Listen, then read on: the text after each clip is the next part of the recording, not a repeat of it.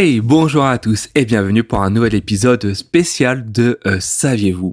J'espère que vous allez bien et que vous êtes prêts pour ce nouveau numéro spécial que vous avez, j'imagine, à présent l'habitude. Une fois par mois, le premier vendredi de chaque mois, du coup, je vous propose d'aborder un sujet particulier, du coup, l'approfondir. Et ça vient en complément des deux épisodes du mardi et jeudi matin que vous avez l'habitude de recevoir dans votre application de podcast. Aujourd'hui, du coup, nouveau nouvel épisode spécial, nouveau sujet que nous allons aborder en profondeur, plus en détail. Et pour le coup, je vais d'abord commencer par une petite minute de confessions intimes pour vous expliquer comment je suis venu à aboutir au thème du jour. Alors, je vous propose du coup de tout mettre en noir et blanc. Je vais lancer une petite musique sonore un peu tristounette, un petit peu genre j'ai honte, et je vous explique. Pour information, j'ai honte, mais j'ai 36 ans, j'approche la quarantaine. Et malgré mon âge qui avance dans le temps, j'aime toujours autant regarder les dessins animés. Et oui, j'ai honte, mais les jours où je travaille pas, le matin, j'aime bien me lancer Netflix et me regarder un petit épisode, je ne sais pas, des Crooks ou bien encore de la famille, les aventures de la famille. Et du coup, j'ai perdu la fin du titre. Voltron, excusez-moi. Tout ça sert sur Netflix. J'ai honte. Et là, je viens de me terminer l'épisode de Musclor. Bref, j'ai honte. Toujours est-il que récemment, durant mes dessins animés que j'aime regarder tant, je suis tombé sur un dessin animé qui s'appelle Adventure Beast. Adventure Beast, tout simplement, c'est un oncle, un aventurier qui part à travers le monde avec sa nièce et un caméraman filmer les animaux à travers le monde. Et en fait, au tout début, je prêtais pas trop attention à ce qu'il disait au fur et à mesure des épisodes, mais en fait, je me suis rendu compte que dans le dessin animé, cet aventurier, il lâchait des infos par-ci par-là sur des animaux. Et au début, je me suis dit, mais c'est quoi cette connerie qu'il raconte ? C'est n'importe quoi ce qu'il est en train de raconter. Et en fait, non. Je me suis penché, j'ai mis sur pause et je suis allé sur Wikipédia et sur Internet. Et en fait, chaque chose qu'il racontait sur chaque animal était vraie. Du coup, j'ai dû recommencer la série du début. Et j'ai noté au fur et à mesure les informations qu'il donnait et je me suis dit, ça, vous savez quoi, c'est un thème que je vais pouvoir aborder aujourd'hui avec mes auditeurs sur le podcast du Saviez-vous. Voilà, on arrête la musique de fond et on revient sur un thème un peu plus joyeux. Alors, si vous avez compris là où je vais en venir aujourd'hui, on va en fait aborder le thème des animaux et en fait, je vais vous expliquer 10 comportements chelous, bizarres d'animaux qui sont ultra mignons mais qui en fait, sur certains aspects, sont soit bizarres, soit des génies. Et là, j'ai envie de vous dire, tenez-vous bien, il y en a certains, je suis persuadé que vous allez tomber de haut. Je vous propose ainsi de commencer avec le premier comportement animalier qu'on va développer. Et le premier, vous allez voir, c'est un petit animal ultra mignon, ultra beau, emblème de l'Australie. Alors non, c'est pas celui-là, c'est l'autre. Et je vais parler en fait du koala. Alors le koala, c'est un animal qui dort énormément. Il dort environ 22 heures, ou du moins jusqu'à 22 heures par jour. Il peut s'endormir comme ça et rester immobile. Et forcément, les koalas, ça se reproduit comme tout le monde, ça a des petits.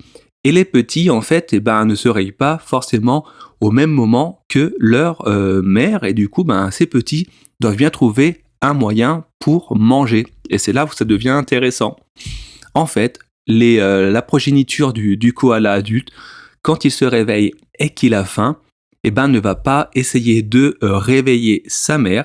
Il va tout simplement descendre au niveau de l'anus de sa mère. Et oui, vous avez bien entendu, de l'anus. Et en fait, il va s'en servir comme restaurant pour manger. En fait, le koala, comme vous le savez, mange énormément d'eucalyptus. Et en fait, dans la quantité d'eucalyptus digérée par la mère, une partie du coup n'est pas totalement digérée et ça servira du coup de repas pour le petit bébé koala. Donc le bébé koala, pour résumer, quand il se réveille, il se dirige vers l'anus de sa mère. récolte les excréments de sa maman et va ensuite dans les excréments récupérer les morceaux d'eucalyptus qui lui serviront du coup de repas. Et oui, j'espère ne pas vous avoir un peu dégoûté que vous êtes en train de manger, ou alors si vous êtes en train de vous réveiller dans le métro, vous êtes dans un bouchon. Je suis vraiment désolé, mais bon, c'est la nature et c'est comme ça que ça fonctionne chez les enfants koalas. Une fois que je vous ai bien dégoûté avec le koala, je vais continuer à écorcher un deuxième animal, et également c'est un animal mais ultra mignon. On connaît particulièrement Flipper, et effectivement vous avez compris, on va parler des dauphins. Les dauphins, ils sont ultra mignons, ultra intelligents, mais ils se sont également des junkies, des drogués. Pourquoi ? Tout simplement, faut que j'arrête de dire tout simplement au passage. Des chercheurs scientifiques ont effectué des recherches sur les dauphins et ont constaté un comportement particulier. En fait, les dauphins ont remarqué que lorsqu'ils s'amusaient à tripoter un poisson globe, alors les poissons globes, je suis persuadé que vous en avez déjà vu à la télé, c'est des poissons, une fois énervés, ça devient des sortes de ballons de baudruche avec des piquants afin de se protéger contre les ennemis et les prédateurs. Du coup, les dauphins ont compris qu'en les enquiquinant et au moment où ces poissons globes sont en forme de ballon, ils sécrètent sur leur surface, sur la surface, le mucus du poisson, une substance psychotrope. Et les dauphins ont compris qu'en prenant le poisson dans leur bec, dans leur bouche, et cette substance leur donnait des effets psychotropes, et ça leur plaît. Du coup, les chercheurs ont remarqué que les dauphins s'amusaient exprès à titiller les poissons globes dans le but de récolter cette substance, cette drogue. Et oui, et du coup, les dauphins se passent le poisson d'un bec à l'autre et ont par la suite forcément un comportement un petit peu bizarre. Et oui, comme quoi la drogue n'est finalement pas n'est pas seulement réservée aux humains, mais également aux animaux qui ont compris comment s'en servir. Incroyable mais vrai. Le dauphin a beau être beau, un beau être intelligent, mais il n'en reste néanmoins assez stupide pour utiliser de la drogue. Et oui, fallait quand même le savoir. Troisième comportement, et là on va aller dans le monde minuscule, dans le monde des fourmis, qui ont un instinct de survie incroyable, et particulièrement la fourmi qu'on appelle la fourmi feu. Alors la fourmi feu, en fait, est connue particulièrement parce qu'elle est extrêmement agressive. Une colonie de fourmis feu peut en fait carrément tuer des mammifères ou des oiseaux, malgré la différence de taille, carrément en se mettant en groupe et en aspergeant les petits mammifères de leurs jets acides. Et ça, c'est une de leurs premières techniques pour se défendre. Deuxième technique pour se défendre, du moins pour survivre, c'est la manière, et là cela devient intéressant, c'est comment elles se protègent en cas d'inondation. Si jamais leur fourmilière devenait inondée, les fourmis feu ont développé une technique qui est toute simple, et c'est, je pense qu'ils devraient peut-être l'apprendre à le faire également à Koh-Lanta. Les fourmis feu sortent toutes de leur fourmilière, avec forcément la reine au milieu, accompagnée des œufs, de la ponte, et forment une sorte de radeau qui va ensuite flotter sur l'eau, et tout ça le temps de l'inondation. Avec la reine au milieu de ce radeau, accompagnée de ses œufs pour être certain que la reine ne meurt pas et que la ponte reste également saine et sauve afin que la colonie survive à la fin de l'inondation. Et me direz-vous, les fourmis qui sont au contact de l'eau, elles finissent par être noyées. Eh pas du tout. Les fourmis qui se trouvent au niveau du contact de l'eau, à intervalles réguliers, ces fourmis vont ensuite échanger leur place avec les fourmis qui se trouvent sur le dessus, et ainsi de suite pour être certaine que les pertes soient limitées, et ainsi la colonie sur son radeau peut flotter et continuer sa vie jusqu'à que l'inondation se termine. C'est impressionnant, moi, n'est-ce pas ? Personnellement, je suis bluffé, je suis épaté par le comportement de nos chers amis animaux ou insectes. Quatrième, comportement animalier. Également, on va de nouveau rester au niveau des insectes. Et là, je vais vous garantir, je suis arachnophobe. Je déteste les araignées. Et ce comportement est digne d'un film d'horreur et digne d'Halloween. Voilà, moi personnellement, ça m'horrifie. Mais bon, je vais en fait vous parler d'une espèce d'araignée qu'on appelle l'araignée sociale, et qui a été découverte relativement tardivement. Elle a été découverte en fait en Guyane en 1987. Ces araignées, qu'est-ce qui fait leur force? C'est qu'elles ont compris que l'union faisait la force. Individuellement, ces araignées sociales, elles sont extrêmement petites. Elles font à peine 6 mm. Donc, pour survivre, c'est un petit peu compliqué. C'est un peu compliqué de réussir à attraper des proies parce que toute seule, à 6 mm, qu'est-ce que vous voulez attraper concrètement? Du coup, elles ont compris qu'il fallait se regrouper. Et ce regroupement se traduit par des toiles d'araignées géantes. Ces fourmis sociales, comme le nom l'indique, se regroupent en plusieurs milliers d'individus et mettent leur travail en commun afin de tisser des toiles d'araignées géantes à travers les arbres ou bien encore à travers les buissons, dans l'objectif d'attraper des proies qui sont beaucoup plus grosses qu'elles. Et une fois que ces proies sont attrapées, elles se jettent sur elles pour ensuite les manger. Franchement, je vous invite à aller voir sur Google, vous tapez toile d'araignée sociale et moi rien qu'en parler, ça me donne des frissons parce que moi je tombe dedans personnellement, je tourne de l'œil, je me mets en position en PLS et je me laisse mourir sur place, c'est juste pas possible. Sincèrement, allez voir sur Google, c'est juste dégoûtant, dégoûtant. Voilà, moi je suis arachnophobe, du coup ça m'horripile, mais bon, néanmoins c'est la nature et c'est une technique de survie qui est quand même incroyable. L'union fait la force. 5e comportement d'un animal, une nouvelle fois aussi mignon que pour le coup détesté des propriétaires de poules dont je fais partie. Mais bon, voilà, c'est la vie. Quand on s'est croqué une poule, c'est toujours enquiquinant, mais voilà. En fait, je vais parler cette fois-ci de la belette. Oui, vous avez bien entendu, la belette. Et la belette, je vais la comparer au charmeur de serpents. J'imagine que vous avez tous en image ces charmeurs de serpents qui, dans leur flûte, font une petite mélodie, une petite musique. Et là, vous voyez le serpent se dresser et être hypnotisé. Eh bien, tenez-vous bien, la belette fait exactement la même chose afin d'attraper sa proie. En fait, la belette, qu'on nomme aussi en scientifique la Mustela nivalis, a appris également à danser.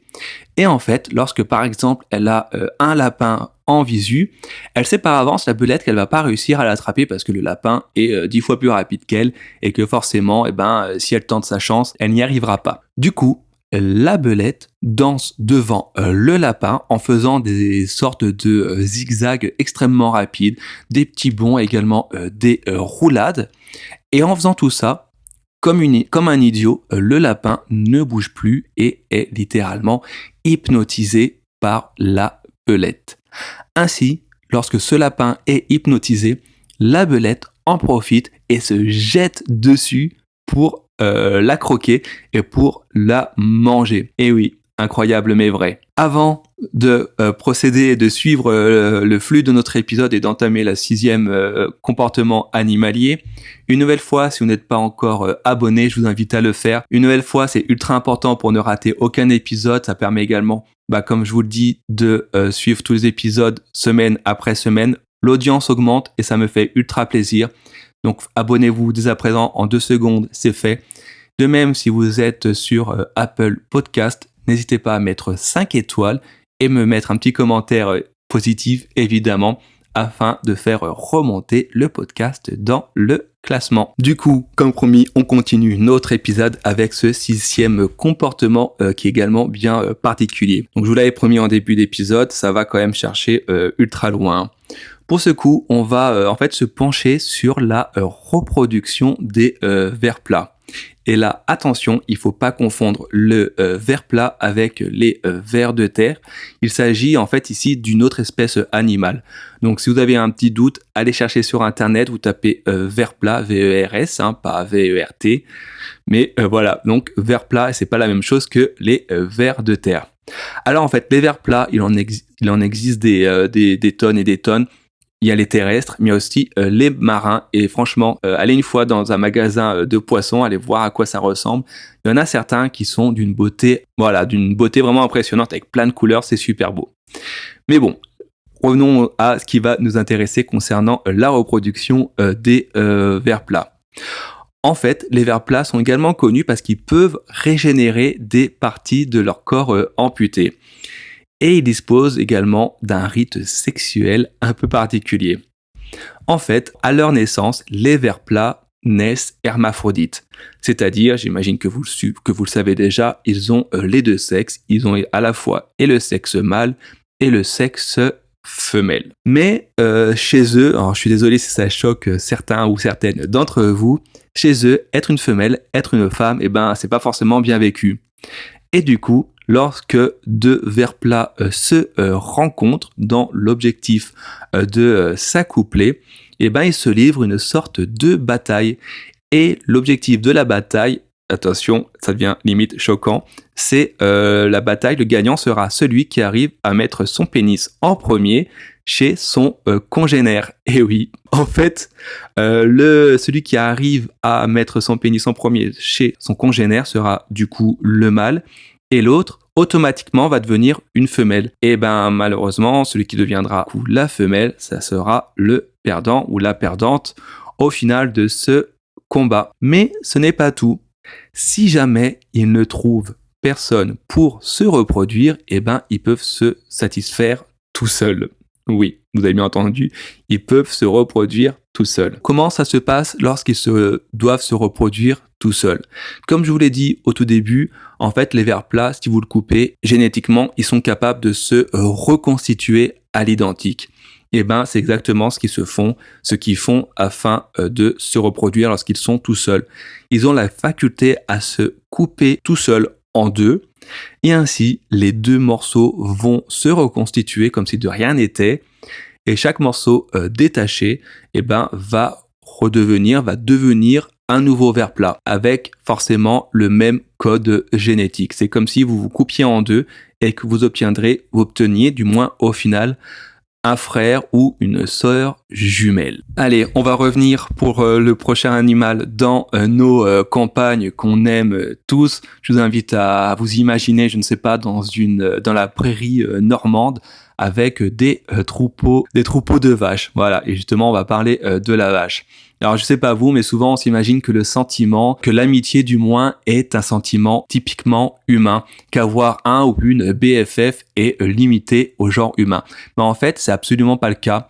Les BFF ou les meilleurs amis pour la vie, pour ceux qui ne connaissent pas le terme, existent également dans les champs. Et là, je suis sûr que nos amis agriculteurs, dans l'amour et dans le pré, doivent peut-être savoir de quoi je parle. En fait, il a été prouvé que chez nos amis les vaches, il n'était pas incongru de voir certaines d'entre elles toujours ensemble, toujours inséparables. Et cette amitié ne s'arrête pas là. Il a été également démontré que lorsqu'elles étaient séparées, ces vaches, ces copines vaches, tombent en dépression, peuvent être tristes et stressées. Et si ça, c'est pas une nouvelle fois la preuve que les sentiments sont universels, je ne sais pas qu'est-ce qu'il vous faut d'autre comme preuve. Et également, toujours petit fait supplémentaire par rapport à la vache, il a été prouvé également qu'une vache qui écoute de la musique classique au moment de la traite donnera alors plus de lait. Et c'est pour ça que souvent les agriculteurs, eux, le savent déjà depuis bien longtemps. Il n'est pas rare qu'ils mettent de la musique douce, de la musique classique lors de la traite. Donc la prochaine fois que vous voyez un petit reportage à la télévision, prêtez un peu l'oreille et vous verrez qu'effectivement il y a toujours un petit peu de musique en arrière-plan. On continue ainsi sur le prochain comportement animalier. pour un animal qui est souvent associé à la magie, à la sorcellerie, tout ce que vous voulez, et je vais parler du corbeau.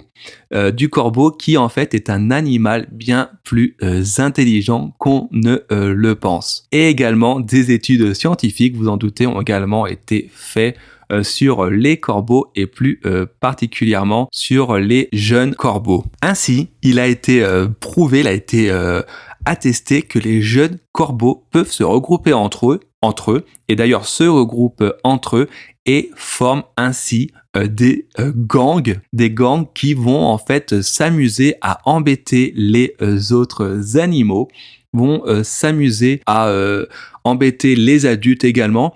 Et ce comportement, cette manière de rester en gang va rester dans leur comportement jusqu'à qu'ils deviennent adultes. Ainsi, lorsqu'ils sont adolescents, jusqu'à ce qu'ils deviennent adultes, lorsqu'ils sont en gang, comme je l'ai dit, ils s'amusent à jouer entre eux. Ça, on l'a déjà vu, les corbeaux sont capables de jouer, également de faire des blagues comme par exemple voler la nourriture de d'autres animaux.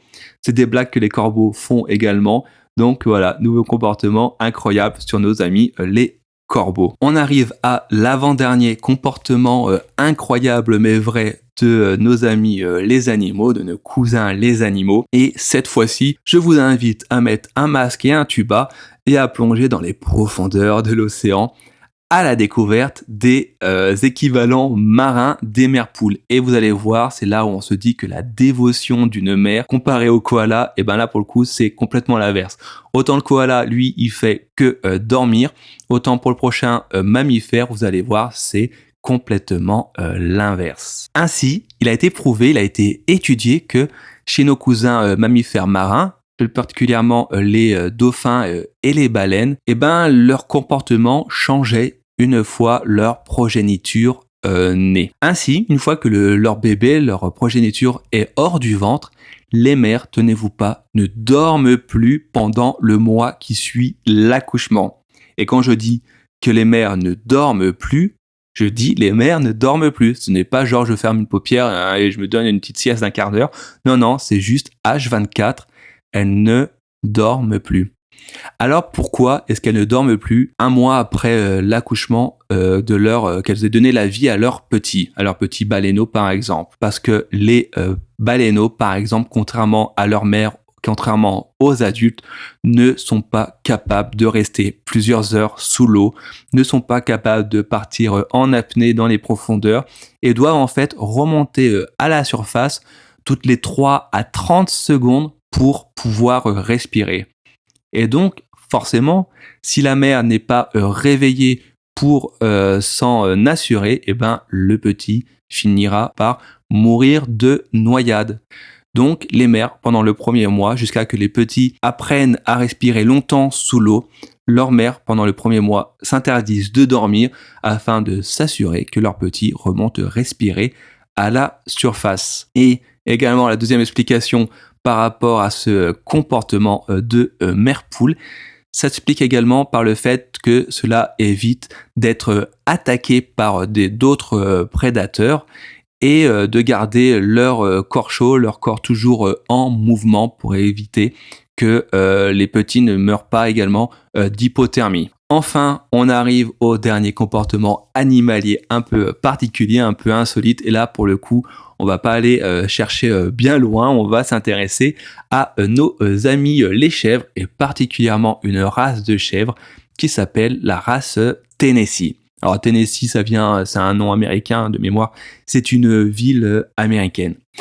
En fait, ces chèvres ont un moyen de survie ultra impressionnant. Et là, je suis persuadé que vous l'avez sûrement déjà vu dans les gags sur TikTok ou peu importe. Ces chèvres, lorsqu'elles se sentent en danger, se tétanisent et tombent comme des statues sur le côté et font les mortes. Et ouais, incroyable mais vrai. Elles font les mortes et ainsi pensent pouvoir échapper à leurs prédateurs. Mais alors, pourquoi est-ce qu'elles se tétanisent? L'origine de cette tétanie est liée en fait à un défaut génétique qui s'appelle la myotonie. En fait, c'est ce défaut génétique qui permet à ces chèvres de se paralyser pendant plusieurs secondes et de faire les mortes. Et au passage, parce que l'homme est malgré tout intelligent également, les éleveurs ont bien compris ce comportement et s'efforcent, je suis désolé si vous êtes vegan, s'efforcent en fait à tétaniser fréquemment ces pauvres chèvres de Tennessee dans l'objectif de muscler leur arrière-train parce que la viande sera ainsi meilleure. Et oui, malheureusement pour elles, voilà, l'objectif de ces chèvres, c'est de finir à la boucherie. Les éleveurs l'ont compris et en les forçant à se tétaniser, c'est un peu comme si vous allez à la musculation ou au crossfit par exemple, où vous tétanisez, vous avez des plus gros muscles et forcément à la revente par la suite, ça sera meilleur. Et vous les vendrez forcément beaucoup plus cher. Ainsi, nous arrivons à la fin de ce nouveau numéro spécial, de ce premier numéro spécial de l'année 2022. J'espère qu'il vous a plu. Profitez-en si vous êtes abonné Netflix pour aller faire un petit tour et regarder Adventure Beast, que je traduirai par aventure animalière si je me trompe pas dans mon anglais. N'hésitez pas à vous abonner si ce n'est pas encore fait, n'hésitez pas à lâcher un petit like, à mettre 5 étoiles, à en parler à vos amis, à vos familles également, pour les aider également à rayonner en société avec leur savoir inutile et insolite, car je vous rappelle que l'objectif de ce podcast, c'est de vous apprendre des choses stupides mais vraies, parce que le soir, le samedi soir, le vendredi, peu importe, dans les apéros, c'est toujours classe de se la ramener avec des choses complètement bêtes, et souvent, ça permet de briser la glace si par exemple vous ne connaissez pas les personnes avec qui vous êtes, de lancer des sujets, et franchement, rien que pour ça, mon podcast, il devrait être d'utilité nationale. Donc, parlez-en à vos proches. D'ici le prochain épisode, je vous souhaite de bien vous porter et je vous dis à très bientôt.